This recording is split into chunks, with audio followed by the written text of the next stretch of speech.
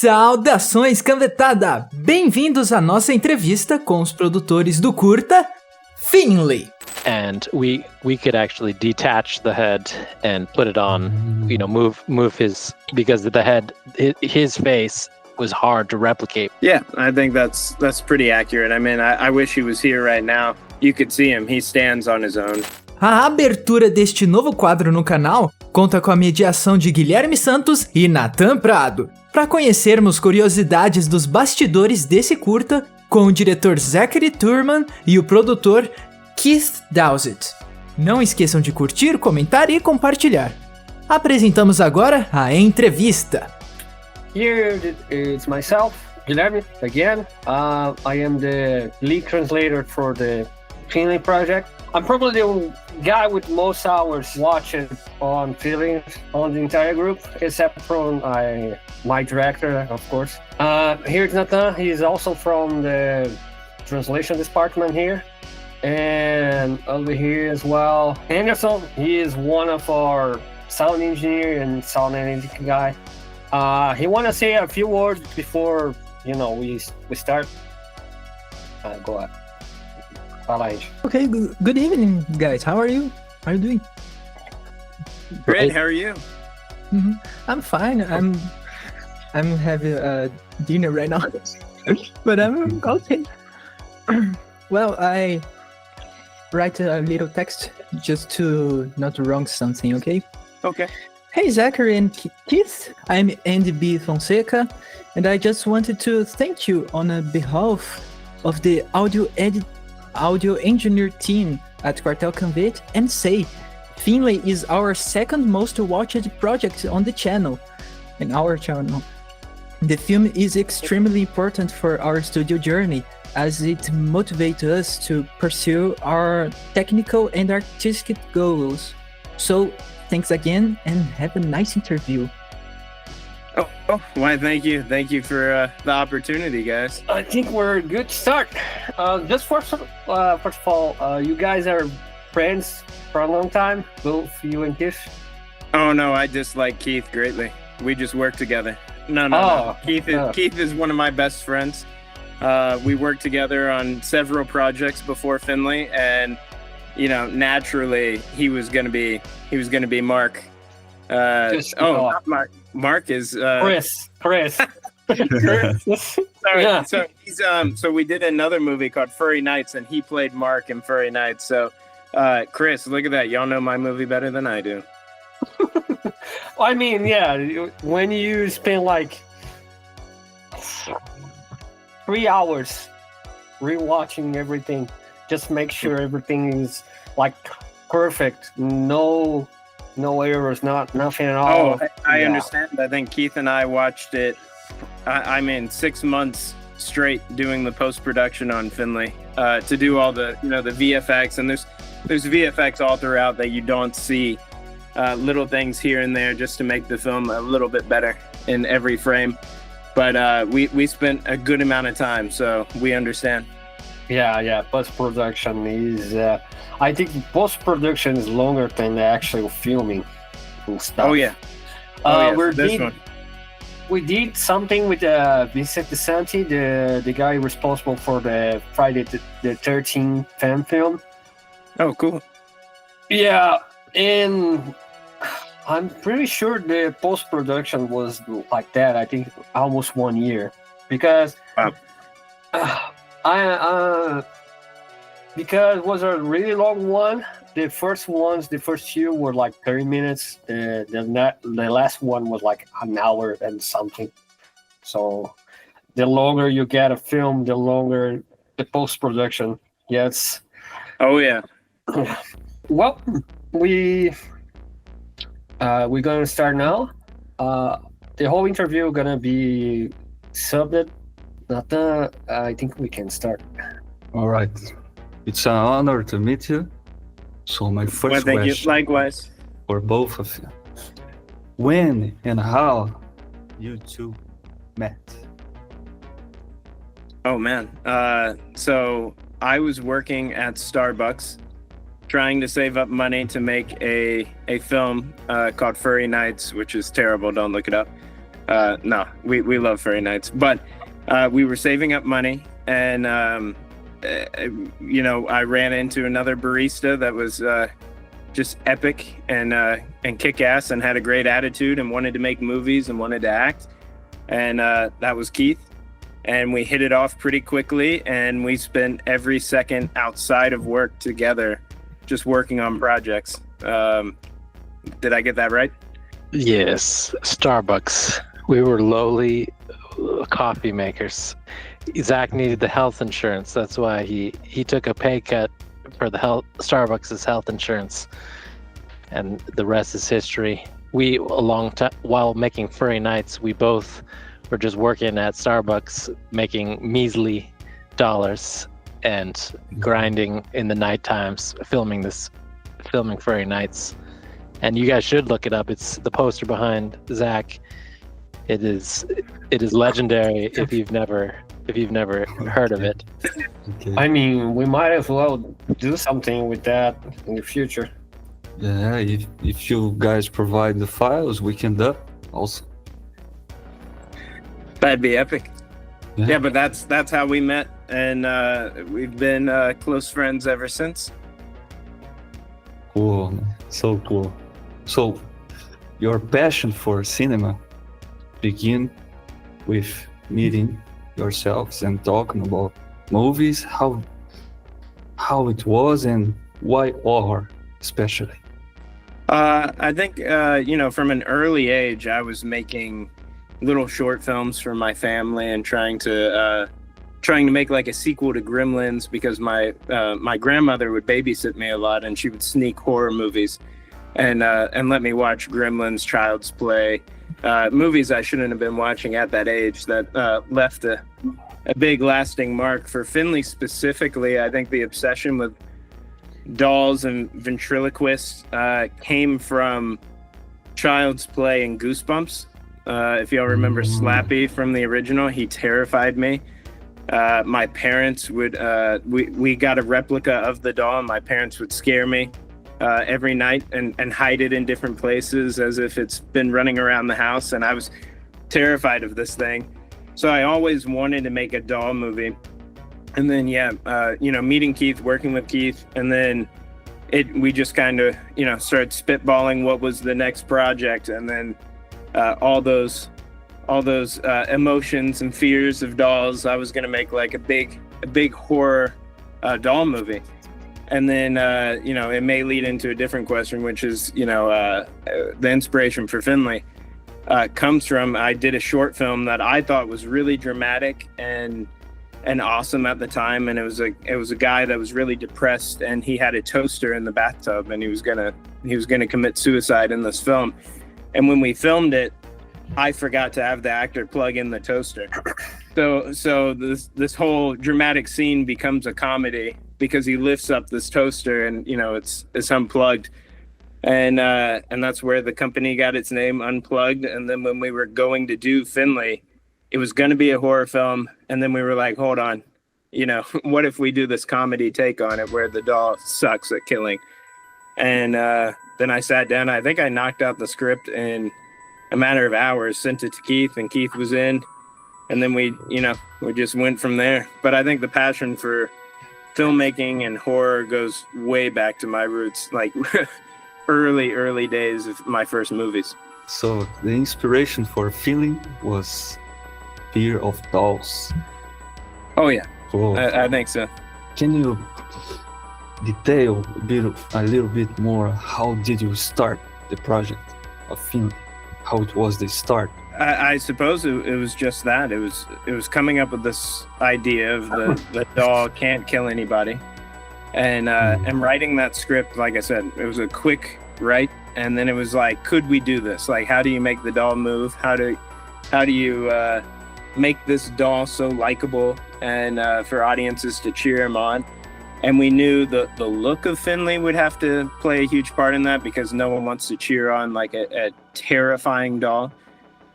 Finley is terrifying in his own way, but he's kind of likable. Just he's got a very unique and lasting look, I think. And so once we found the proper look for Finley, it was all about casting and finding the right sets. The house that we filmed in was my house, and it didn't have an attic. We built that attic for the movie. So it was just tons of pre-production, and we were scraping by funds just so we could afford it. And then Keith and I were making various versions of the doll, how it would move. And then we were practicing every single night with the doll to get our ventriloquy perfect. And I think that's kind of how it came to be. Keith, do you remember anything else? Yeah, I remember it was the idea. The script was pretty. I feel like you just got the doll, and you fixed his face, right? Zach designed, or at least co-designed, the face of Finley, and all credit to you as far as that goes. I typically how I operate, by the way, y'all. I'm an engineer. I'm not a filmmaker not anymore. But we'll get him back. I'm Zach, the right hand, his left brain. From there, it took off. So, Keith, I must say, from someone that started doing something totally different to being an actor and start, pretty much joining up this journey with Zachary, how you feel you came this far?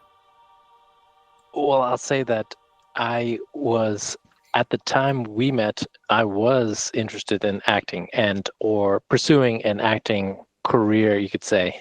But at the same time, I was also going to school for engineering, and I left the pursuit behind, of course, because it's a difficult. You could say I took the easy, or the not easy. It's not. Anyway.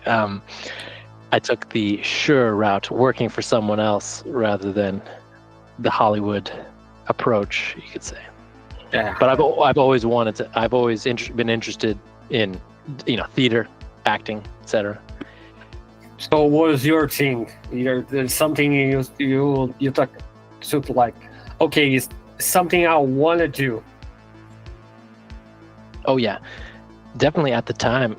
Definitely back in six years ago. What is it? 6 years ago, about right, that we actually made Finley.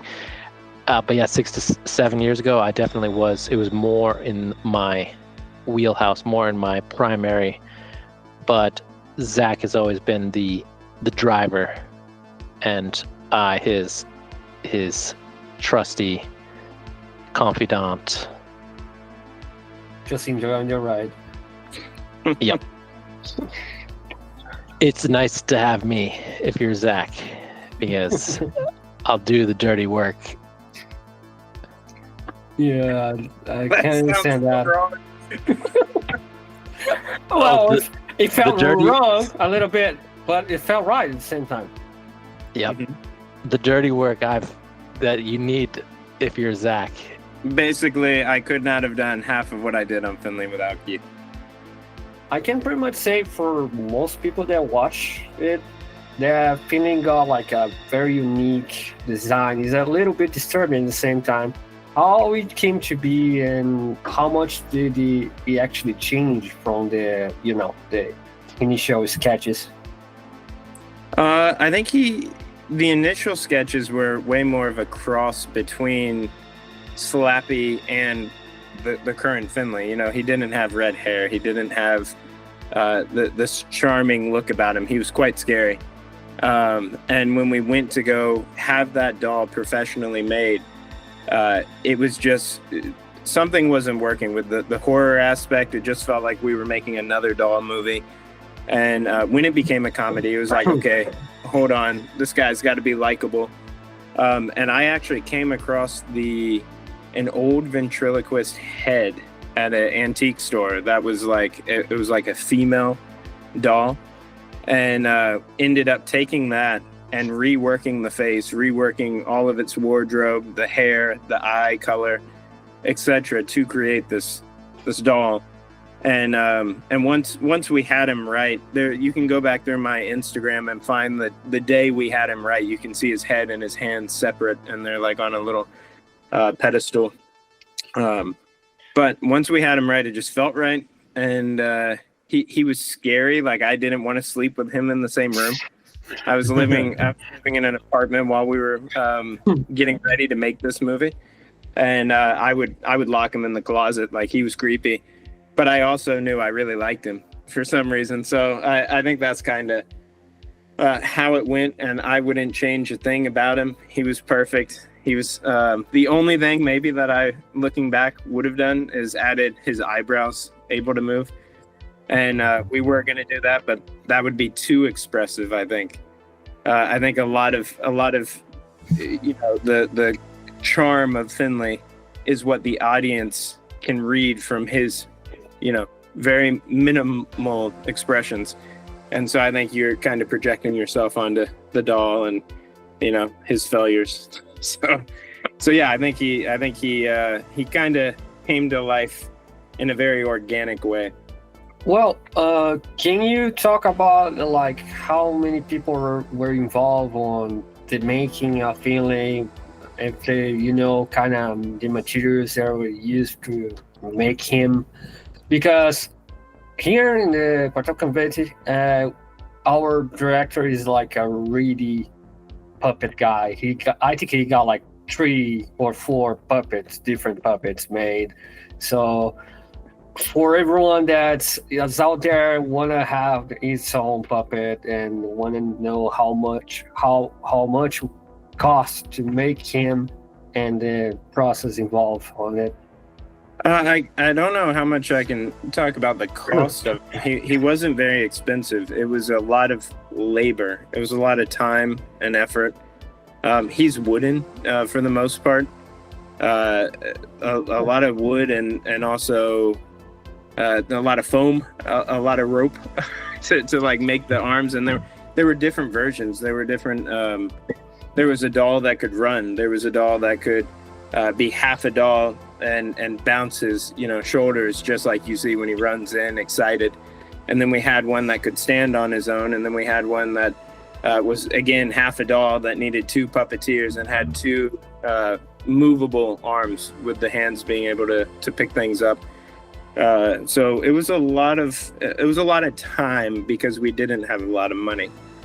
So it was just bootstrapping to get it done. And I think that's kind of the head is the money, and we could actually detach the head and put it on, move his, because the head, his face was hard to replicate. We really only had maybe 2. We had a couple. We had 3. We had 3 heads. No, but we only had 2 that were genuinely his face. Yeah. So it was pretty much a kit bash. You guys got bits of some, like the head, some bits of the body, some bits of the strings, and it came together and became that scary thing that he's feeling. Yeah, I think that's pretty accurate. I mean, I wish he was here right now. Unfortunately, I'm home for the holidays, but you could see him. He stands on his own. He's not. It was just different bodies, really, and moving the heads around and having stunt and prop bodies, and yeah, it was a trip to make all those. Yeah, basically, there was a more rigid body and then a looser, lighter body, but then there was a more metallic with a metallic skeleton.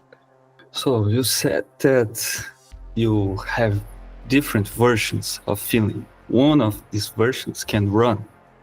So when he runs, it's remarkable. Especially one sequence that you can see Finley running. How it was to direct that sequence.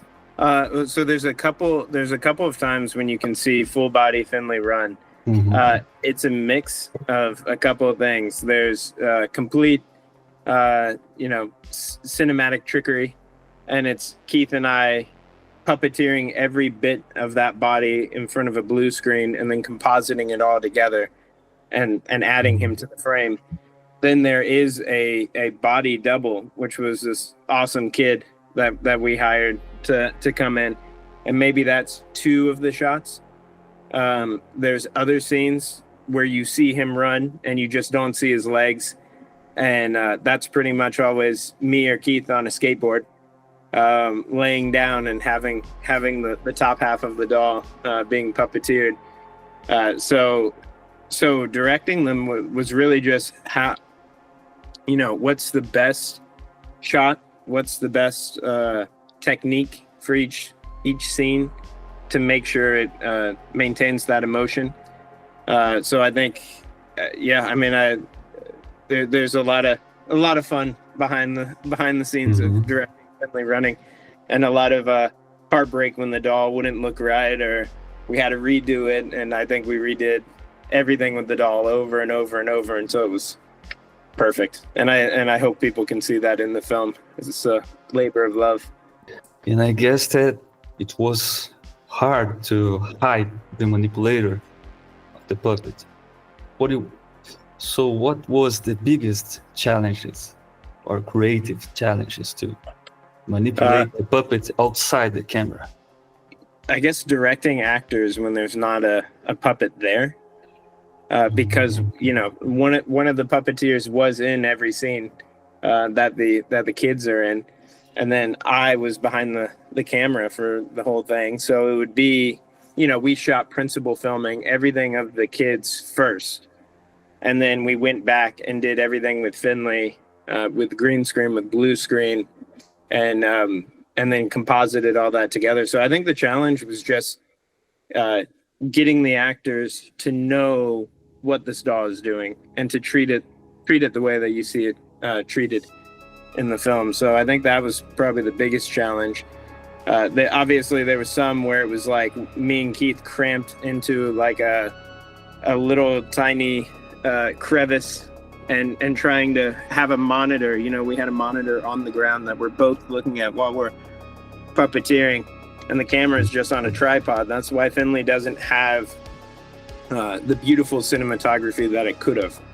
A lot of it had to remain static because we were on the ground hiding doing this. So I think maybe that was the most complex, but yeah, it was a lot of fun. Problem solving is a huge part of directing, and I think it was a lot of fun that Keith and I had solving how to make him look realistic. How does he move? Where can we stand to make this look good? So yeah, it was just all facets of film coming together: production design, camera, acting, puppeteering, to make it look like seamless. Zach and I would switch off. There's only one shot in the whole movie that Finley and I appear in the same frame, and that's because I'm oftentimes behind it. But sometimes, in order to get it right, I would try to puppeteer, and Zach would say, "Nah, that's not it." And so I would take the camera, and he would puppeteer, and we'd switch off, and that was part of the process. Basically, if everything you see, some of the shots you see took 20 takes. Not just a few. 20 takes. Oh yeah, I think the longest one take-wise was him doing the rat poison. I think him bringing up the rat poison to dump it, and his look over to Alexandra was the longest for sure. I think that was an entire night, and I think everybody was getting super annoyed, and that's when we realized we had to do Finley after the actors. Because it was a good amount of time to do that one right. And what about that scene inside a car? How it was to ride the manipulator in that scene? I think the manipulator in that scene, because I was hand holding the camera in that scene. I think most of that scene was a mixture of Keith. So it was me when you see Keith and Finley in the frame, when Finley runs in the background, that's me, ducked behind the camera, running and shaking his head. And then back seat wise, I think it's a mixture of Keith and then somebody else off camera that opens the door for Finley, you know, so it looks like he's opening the door. But I think it's Keith in the, you know, hiding in the floorboard of the car for the most part, right? One way or another. I know that when the bag goes over my head and, you know, the choke is really just we detached his arms, Finley's arms, and taped the bag to his hands. So that I think that's me choking Keith, and then it's Keith puppeteering the doll. It's Keith turning around, I'm shooting him, and then it's me when, you know, Finley runs behind Keith. So it was just fun. I mean, you know, it was not a stressful film to make by any means, I don't think. I think we were laughing at every second and just having a blast. Whenever we'd see the little dude run through the frame, we'd crack up. So yeah, that's kind of that scene. Okay. One last question about performing the puppet. I think that when you are performing a puppet, you can understand more of his personality. So did you have any kind of improvisational concept, idea that clicked when you were manipulating?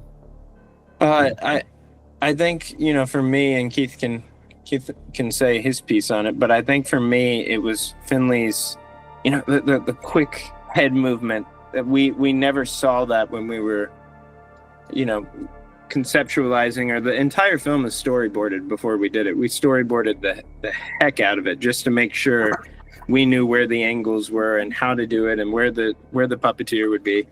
A lot of effort went into those storyboards, and they never had Finley doing that. I think that all came from just a natural thing when you're puppeteering this doll and he's supposed to be a pet or a menace. I've always had like little dogs or like Shih Tzus, and when they've done something, it's just a quick head turn or a side eye, and I think that just naturally came when we would be doing it, and then it became part of Finley's personality, and yeah, I think that's improv for the doll as best I can tell. Yeah, Nice. Good question. It's kind of like acting itself, where you are, well, how does my face look in order to present something, right? But as you're controlling this doll's face, you only have the eyes left and right, and the mouth up and down, and the neck left and right. That's only 3 dimensions, and you're trying to. There's definitely the learning process of as we started playing with him more, we're like, okay, this is him. This is how he is. But the challenge is like acting. It's like, okay, how do I use these 3 things to present emotion? I mean, it turns it into a really great challenge. And, you know, this doll have this really clunky movement, and sometimes it's really funny. You see the head turns and stuff like, oh, like it's something made of wood or metal that can barely move the neck around. It's really fun to watch it. And Why, thank you. one thing I want to say is Finley does this weird balance between being humorous and at the same time is a psychological tension. How do you make like to ensure the comedy tone didn't like distract from the serious danger like on the final act? That's a loaded question that goes more meta about comedy and horror. I just think they work so well together. You know, so many people think drama and comedy work, and it's pretty much the same spectrum. It's, you know, Finley is very serious in the beginning, then it becomes comedy, and it comes back to that horror serious element.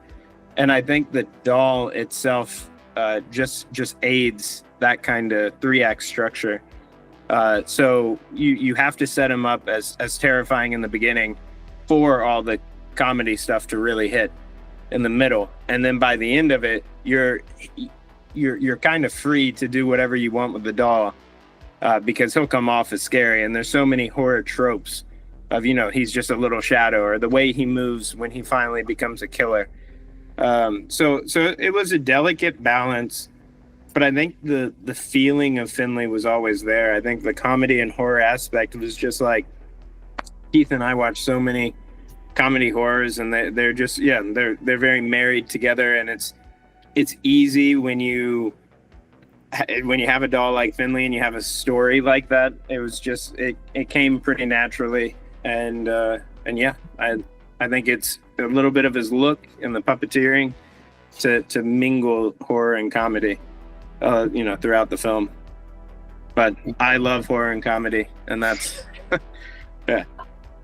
As with our other film, Furry Nights, it's really difficult. There's really actually it's impossible to put horror and comedy in the same moment.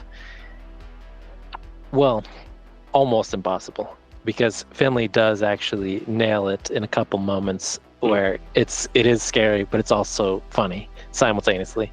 But it's really hard, really, really hard to have them both in the same exact moment. And so Finley does mostly separate, just like Zach said. But I guess at the end, there's a couple moments at the end where it's like, this is funny also. Oh yeah, I think my biggest reward out of it was watching it with audiences during film festivals. And so I'm so sad I can't watch everybody's reactions on YouTube. But watching a crowd cheering on a doll while he's murdering someone brutally on screen is just really a treat.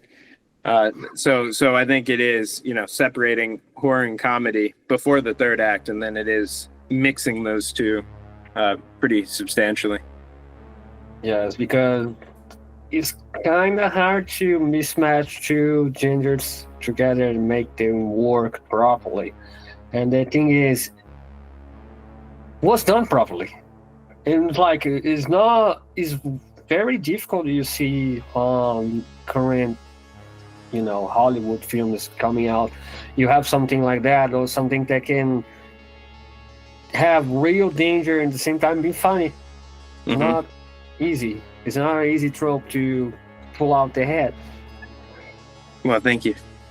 One thing I want to say is like some puppets on some horror films, they do talk, like for example Chucky. But Finley, the only thing we hear about Finley is the laughter. Mm-hmm. So how was like this? There was an idea to him to talk, or was like this silent, just movement, just kind of facial expression, but not exactly having facial expression?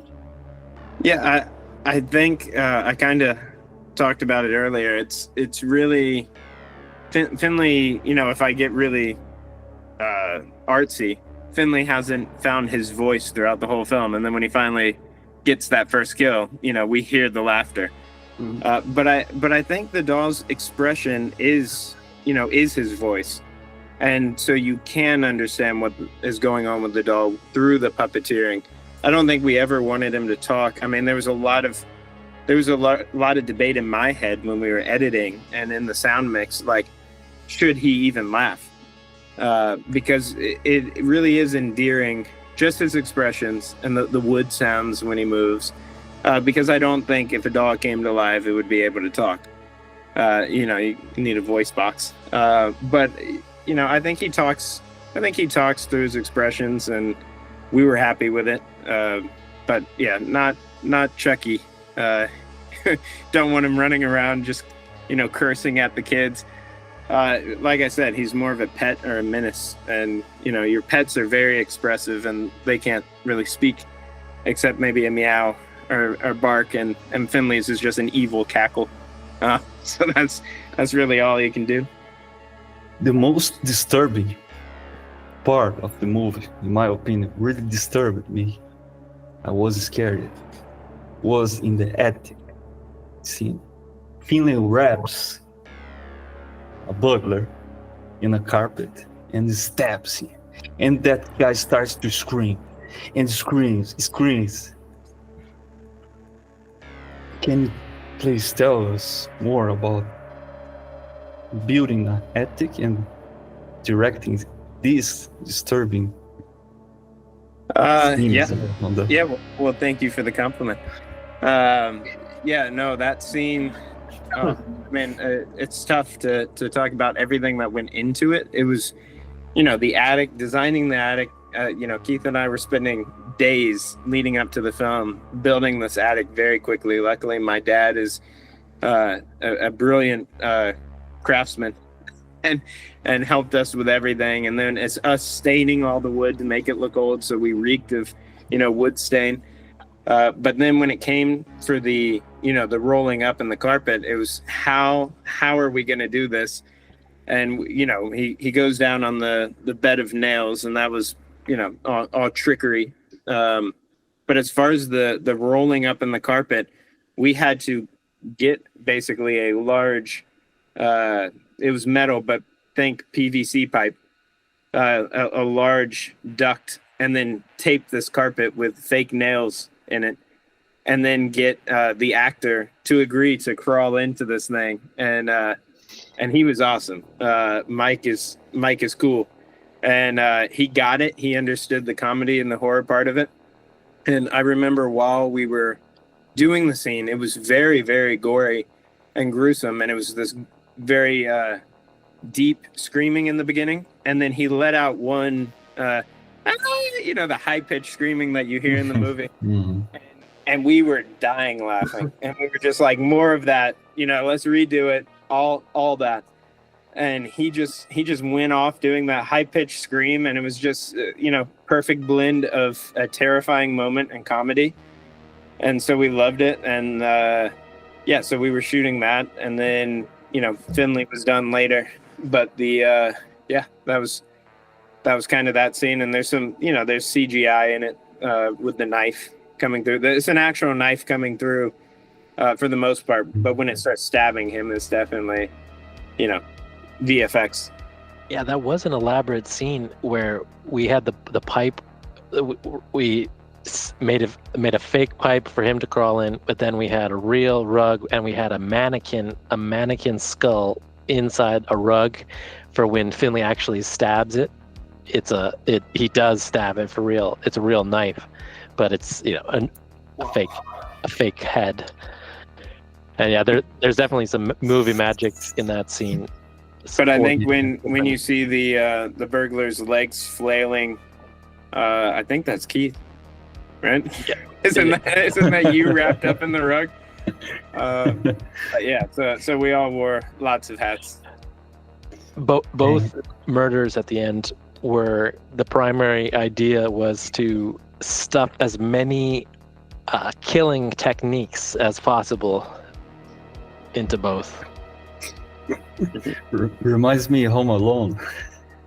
What more? Home Alone and Child's Play is what we always said starting out, and so the Home Alone is a huge inspiration, and we love Chris Columbus. Just give me goosebumps just for remember that scene. So there are any scenes or sketches that were cut from the final version?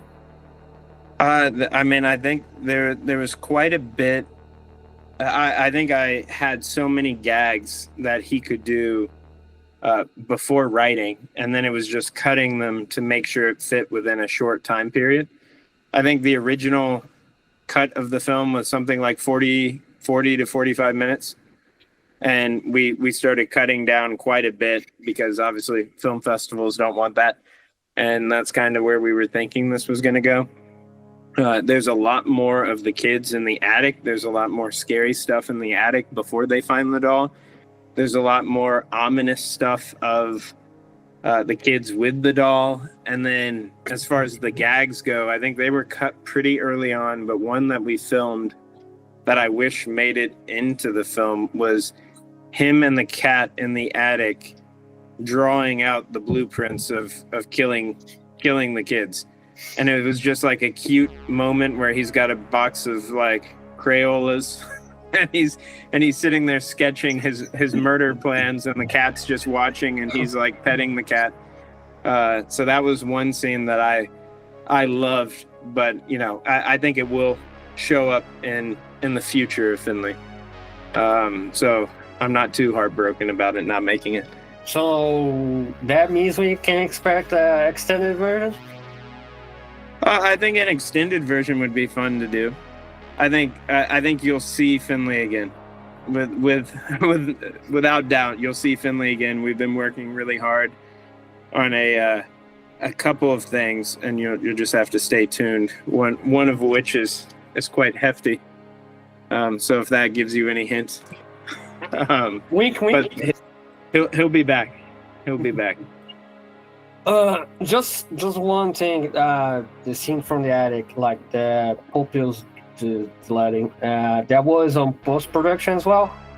Oh yeah, When the burglar finally dies.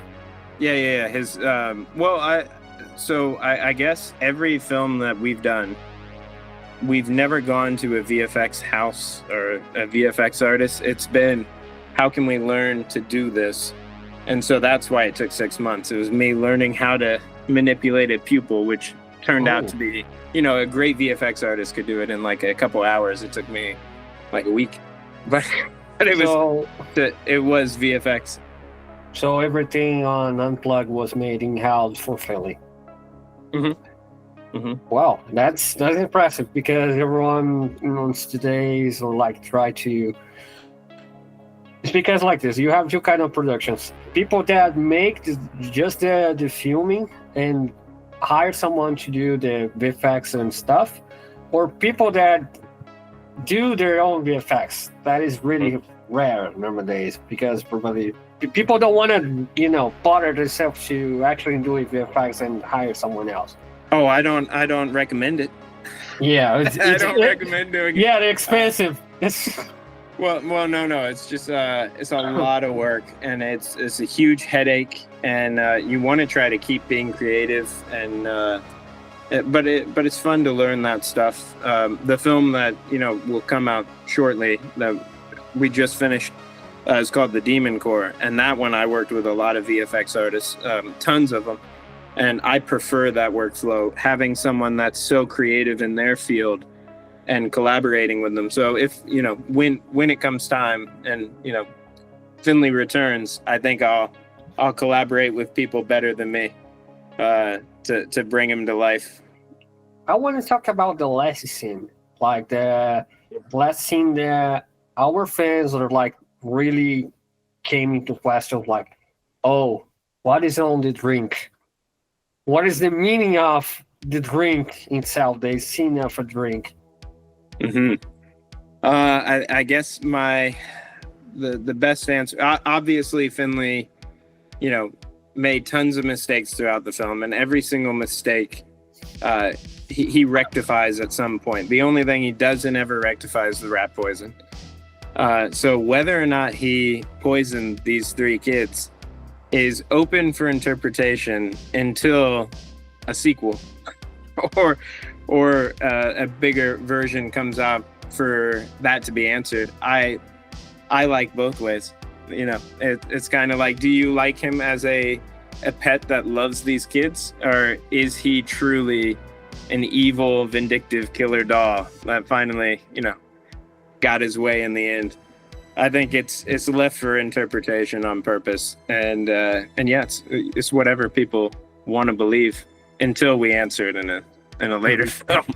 Yeah, we got a really funny theory that Finley actually doing revenge on Chris and his cat poop on on the beverage.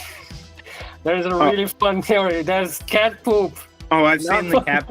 I've seen the cat poop theory. There's also the simplest explanation is just Alex is a really, really terrible chef and put too much nutmeg in there. Too much nutmeg can actually. We were talking about changes or things that got cut. If I recall, the ending we debated. We didn't have the ending exactly in mind for sure until we had already started filming, and so we decided that it should be an ambiguous, and maybe Finley is good, maybe not. Yeah, I think the original ending, it just wasn't working. It was them at dinner, they were having Christmas dinner together, and they had gotten him a little Christmas outfit and everything, and he was wearing it, and it was the exact same scene, but it was, you know, them just eating tons of food and being like, yeah, you know, all this tastes funny. But I think it became the eggnog pretty quickly, just because we wanted to see Finley open presents, and who doesn't? Yeah, it's how much I can say. It's a wholesome scene, but at the same time you start to think, oh, maybe something's wrong here. Mm-hmm. Maybe something's really wrong here. I want to say that's the best part. The best. That's why that scene is so good to me. Is we're all like, yeah, Finley, like, you're really great. Like, you know, everything's good. But then Finley's, it just. Something's wrong here. I'm having a bad feeling about this. So, Zachary, Finley is pretty much I can say it's pretty much a staple of the doll genre. But tell me right now, what is your biggest doll movie? There's like your main one, your main reference. Ooh, I don't think there's a main one. I think there's a mix. I think Finley was a blend of every doll before him in so many ways. I really attribute a lot of it to Chucky, a lot of it to Slappy. You know, I love both of them. And a good, a small portion to Fats from Magic, if you've seen that. And then I think there's a Simpsons episode, Killer Krusty. I think he was a little bit of that as well, and he's a little bit of Kevin McAllister from Home Alone. But doll wise, it's those, and maybe I've always been afraid of Puppet Master, so I think that maybe they inspired a little bit of the fear of dolls. But I think Chucky is safe to say, probably the Chucky and Slappy are pretty tied. So, and like you say as well, one big part of your thing with dolls or with your parents, you had like a really wild childhood. So I guess you have like both from the cinema world and the real life reference to making Finley. Mm-hmm. So, Finley has gained a lot of Brazilian fans through TikTok clips. Did you guys expect this kind of international reception and success? No, not at all. Not even in our wildest daydreams did we think it would go viral. Whenever I make something or write something or direct something, I'm always thinking about the audience. I don't make movies for me. It's more like, can people gather around and watch this movie and have a great time? And that's what we cared about. And we knew people would cheer for Finley or like him, but we had no idea it would take off. It went on after the film festivals.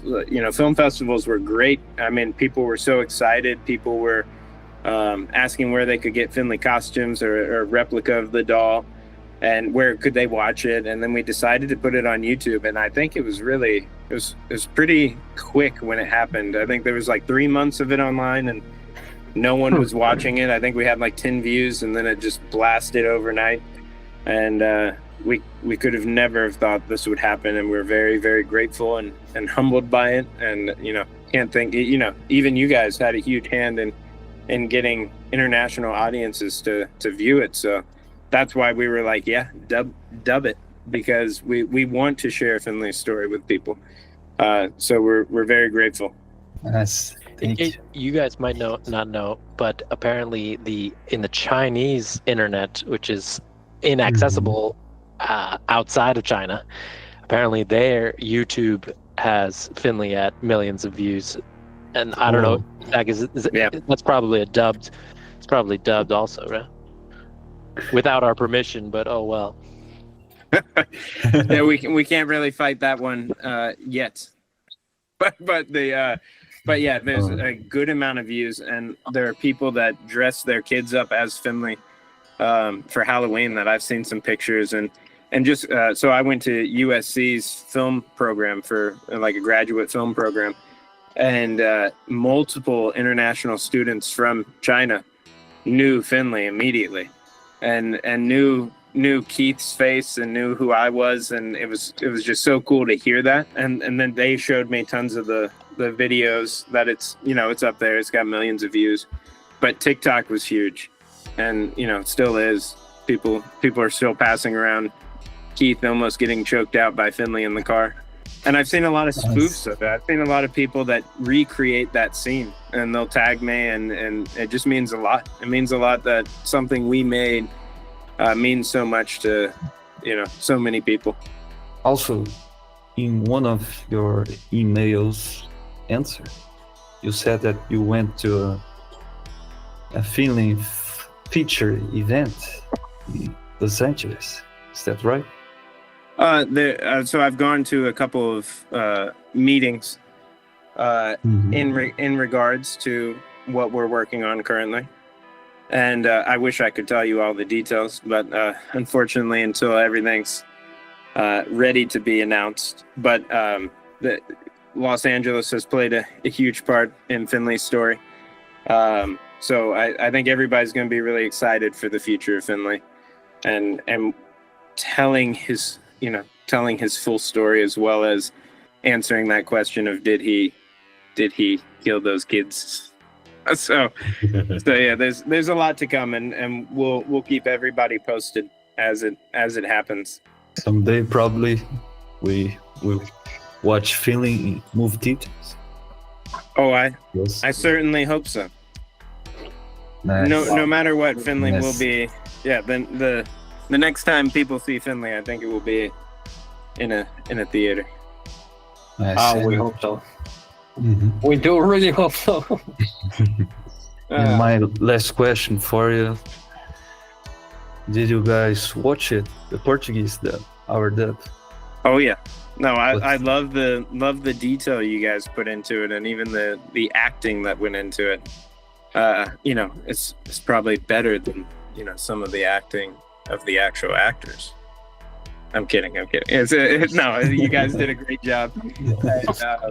And it is really well done, and we really appreciate it. And you guys have been very, very helpful in getting it out there and carrying that torch. The amount of love that we put into Finley, it's very obvious you guys put that into it. I can't understand it, but I can tell there's love in it.